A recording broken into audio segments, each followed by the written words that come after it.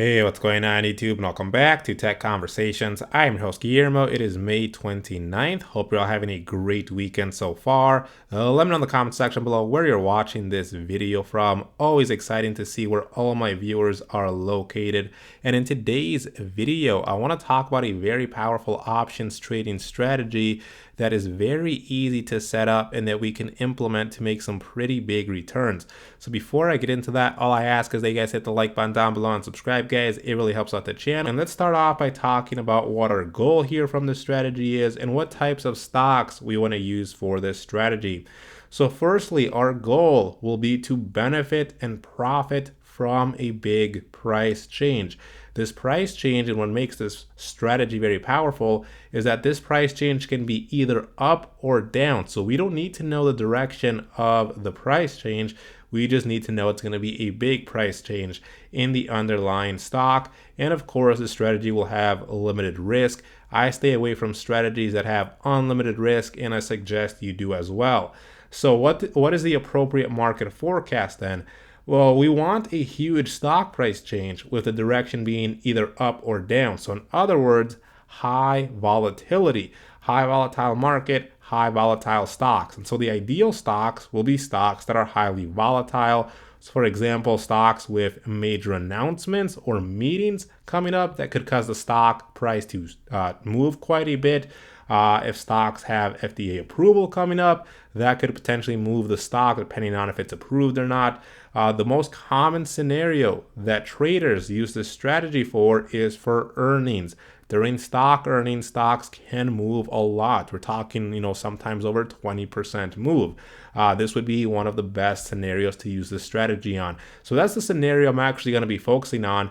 And if we take a look here at this image, so I post this every week, and I'll post this here after this video, what the most anticipated earnings are for the next coming week. I'm going to choose ChargePoint just to make this demo a little bit more realistic. Now, this is still just an example, so don't just copy this trade I'm about to show you. Of course, you'd want to take a look at the stock, take a look at its previous earnings results, take a look at how the stock has reacted after earnings, hasn't moved before in the past, things of that nature. So let's go over to the options here for ChargePoint. And again, this is just an example here, but ChargePoint does have earnings coming up, so that makes it a little bit more realistic here. Now, one thing I want you guys to understand, if you buy options and hold through earnings, there is IV crush. Implied volatility drops quite a bit after earnings. And so to avoid being IV crushed, what you'd want to do is you'd want to buy these options a couple of days prior to the earnings date if you do intend on holding through earnings. So I would have wanted to buy these options probably on Friday yesterday, again, while IV is still relatively low. And of course, implied volatility will get higher the closer we get to the earnings date. So here's what we're going to first do. First of all, we want to kind of look at this stock and kind of decide what price do I think this stock will either not be at on expiration. So let's say that from the price ChargePoint is at right now, I think it's either going to move up, let's say 12%, or drop 12%. But no matter what, I don't think ChargePoint will be at the price that it's currently at right now. So then what I would do is I'm going to first buy a call option here. I'm going to buy a call option that's at the money, since I do think ChargePoint from this price level, it's going to move a lot, either up or down. So I would buy an at the money option, at the money call option here. At the money, of course, remember, is where the strike price is as close to the share price as possible. Share price right now is $24.51, so the closest strike price to that is the $24.50 strike. So I would buy this call option.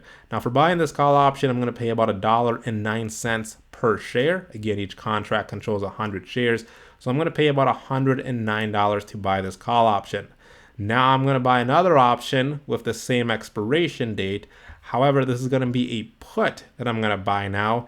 And this put that I'm buying will also be at the money. So it's going to be the same strike of the call I just bought. Because again, it's going to be the same definition for at the money here. So $24.50 is as close to the share price, closer than the other strikes here. So I'm going to buy this put option. Again, I'm going to pay $1.21 per share, or about $121 for buying this put option.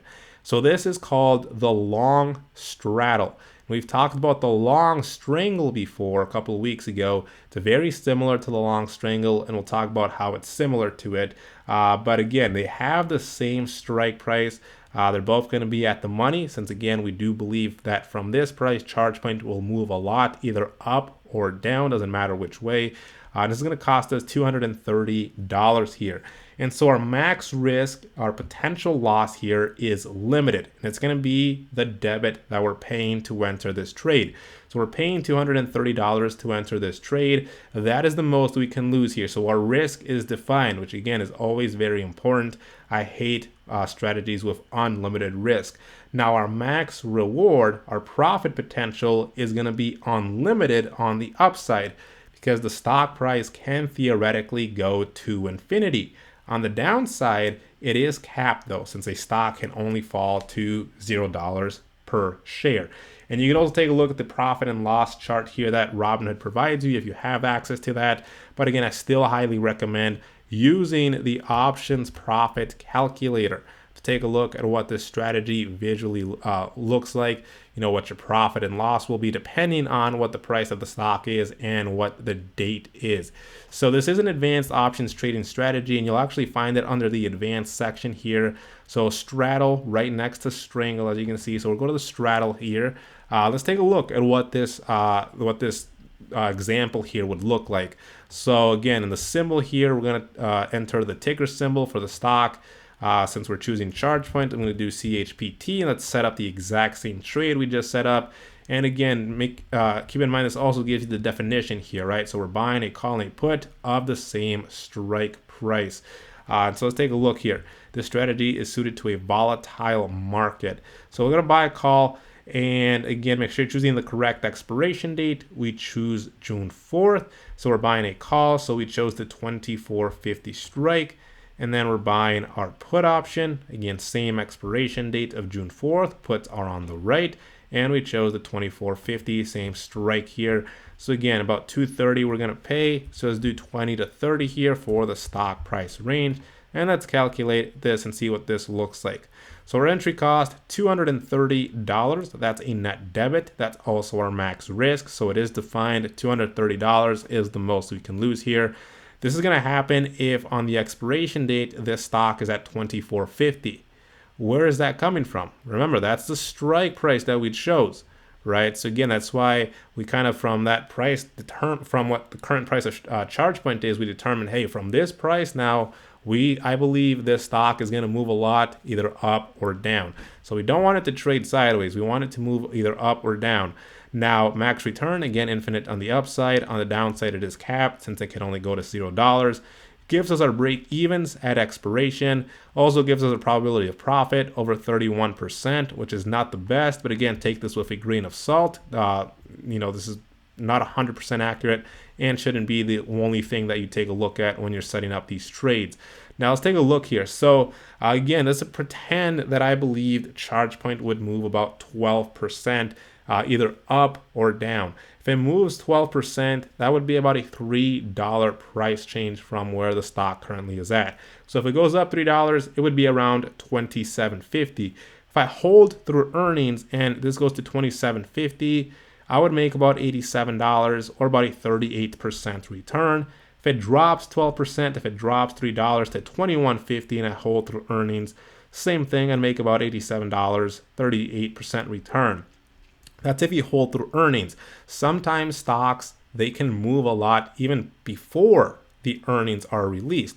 And so if ChargePoint were to start moving even before earnings, you could potentially still make a lot more money here, right? So if it moved to $27.50 before, you can make $103 or about a 45% return. If on June 1st it moved up that much, or if it drops before earnings are released, you can also make money. So ultimately, like we mentioned, we want the stock to move in price either up or down quite a bit. We don't want it to just move a little bit or trade sideways.